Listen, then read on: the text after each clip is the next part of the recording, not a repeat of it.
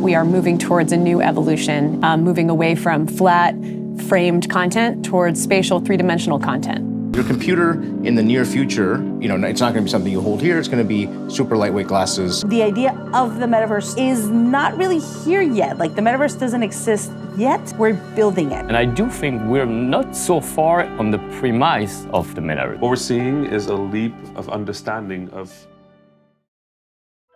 Metaverse, metaverse, metaverse. Unless you've been living in a cave, and no, Bombay, I'm not talking about your houses, you probably know what it is. There are many definitions of the metaverse, and no one exactly knows what it is. But one thing that is certain is that the metaverse is going to be huge for advertisers like myself. Now, I love advertising because I love lying.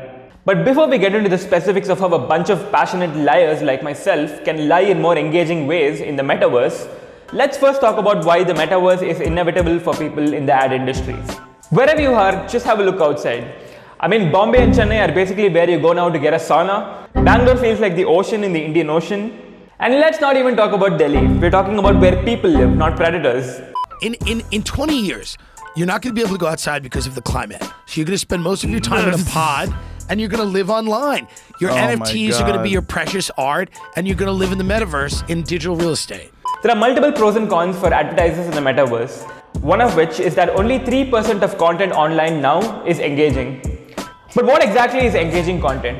It's a piece of content that drives you to take action.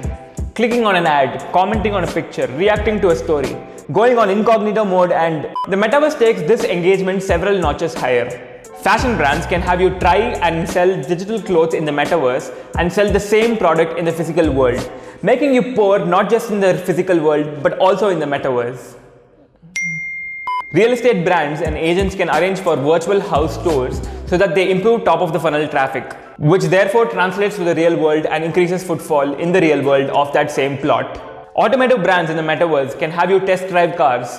Restaurants can make you feel ambience.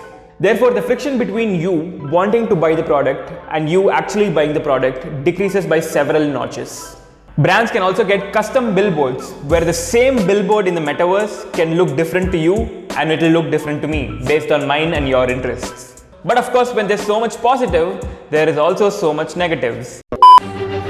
Welcome to the dark side.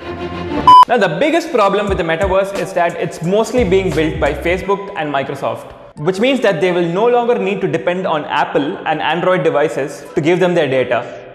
Remember us talking about custom billboards?